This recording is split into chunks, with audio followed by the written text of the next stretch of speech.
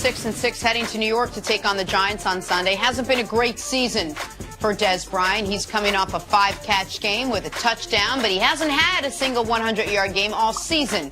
Here's Dak Prescott on his chemistry with Dez Bryant. Oh, yeah, I mean, we're still working, though. I mean, there's something that we can take from there. Dez, you do this, you see what happens. Or if I throw it there, you see what happens. So there's a lot that we can take and grow off of that was good. But it's still not perfect or right, not where we want to be.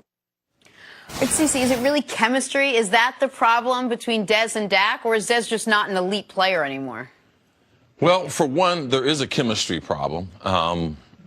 Chemistry between a wide receiver and a quarterback,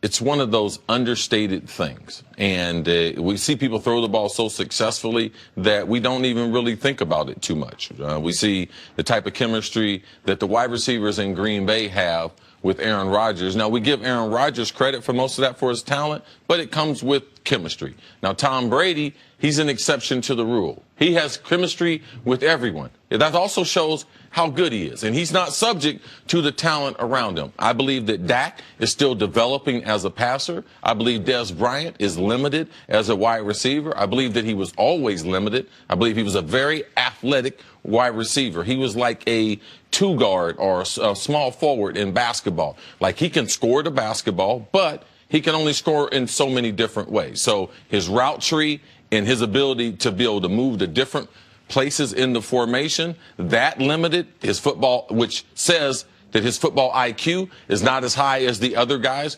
Julio, AB, Odell, who you see move all around, AJ Green. You see these guys move in different positions because the coordinator makes it harder for the defense to take him away from the game.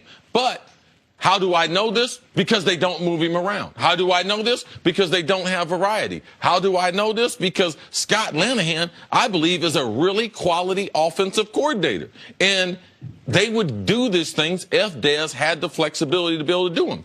He doesn't. Dez is a descending player. It's the hardest thing to come to grips with once a guy was a superstar, when he's descending, and you really being critical of his ability, because at one time he was this, but today he is not that. All right. And for me, I think chemistry is very important. For me, I was not the best athlete, but I worked harder. I ran sharp routes, and I knew the whole offense as good as the quarterback and the offensive coordinator.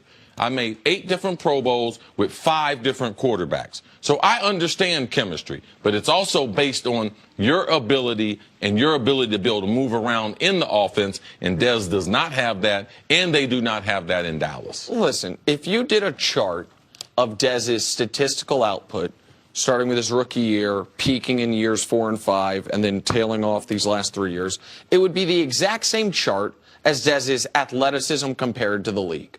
Starts here, gets to here in years 3, 4, 5, and now he's here. I mean, you mentioned he's like a basketball player. I'm going to name a specific basketball player, even though Dez never got to that level. It's like Derrick Rose. Like, when you're a better athlete than everybody, you can beat everybody. And as soon as you lose your athleticism, when you haven't refined the rest of your game, Rose never learned a shot, didn't become an elite defender, all of a sudden, yes, great comparison. It's not there. Like, and when Dak is saying chemistry, because that's a way to put some of it on him, but this is not on Dak. Look at this. Of all qualifying players of the last 2 years, quarterback, wide receiver combo, lowest completion percentage. Dak and Dez have the second lowest in the league of guys with at least 150 targets. Blake Bortles, who's terrible, and Allen Robinson is the worst. Dak and Dez, the second worst. The Stafford Marvin Jones one, I imagine that's because it's a lot of deep shots, and so you're going to have a low completion percentage. But Marvin Jones is chemistry. He came over from Cincinnati. Right. He's only been there a year and a half. He was a big-time free agent, so you have some time there. Dak should be more comfortable with Dez, and Dez should be absolutely comfortable because Dez is the veteran. The reason why you can't time up the routes is because at the top of the route, and I don't want to be too fundamental, there's certain indicators that you give as a wide receiver.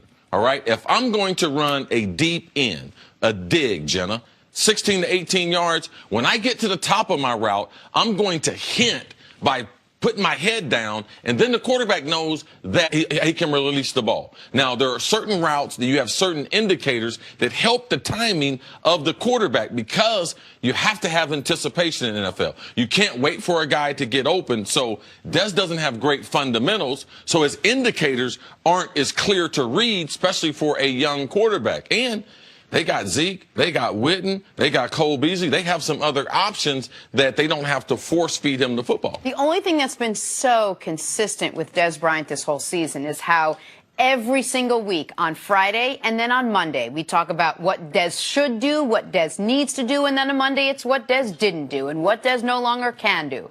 So I guess my question to both of you is, do you think we've seen the end of Dez Bryant in a Cowboys uniform? Yes. Is this going to be it for him these last couple games? Well, I don't know what Jerry and them are thinking, but Dez Bryant, as the player that we used to know, that player is not there. Now, as far as will he occupy a uniform there? I don't know. I don't know Jerry and them with the salary cap. I don't know really what their options are. Unless you know how ownership feels about him, it's hard for me personally to make that call. Well, so here's what I do know. I know that next year Dez Bryant counts for $16 million against the salary cap. If they cut him, that will be $8 million in dead money. Depending on when they cut him, they can split up the other $8 million 2 years or take it all in one.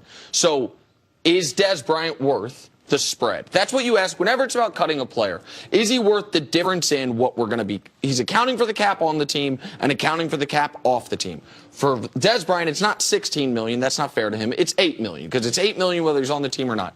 And my answer is no. Like, Dez Bryant is elite at one thing right now: how often he's targeted.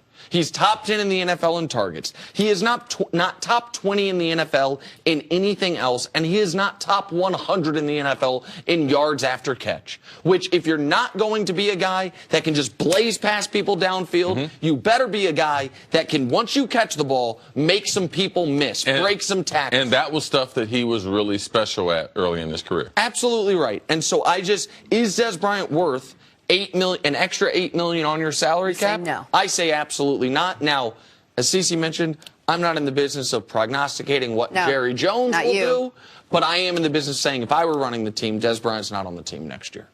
He runs a couple fantasy basketball teams. You know what? This guy. This is, you know, All right, time now for some Hall of Fame That's 6 out of 8 hands. insults. And I'm Take a about look. sick of it. Without these hands, I don't know what I'd do.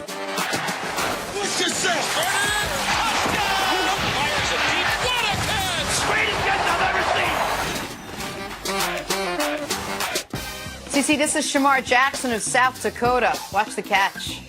Oh, nice. That's a good throw right there by the quarterback. Quarterback let him up. I like that. Over the outside shoulder. 2 hands. Wow, we got a guest appearance in Hall of Fame hands. A guy actually got 2 hands. All little jitterbugs out there catching with 1. 2 hands until you get in the Pro Bowl, son. There you go. I knew you'd love the 2 hands. 2 hands, please.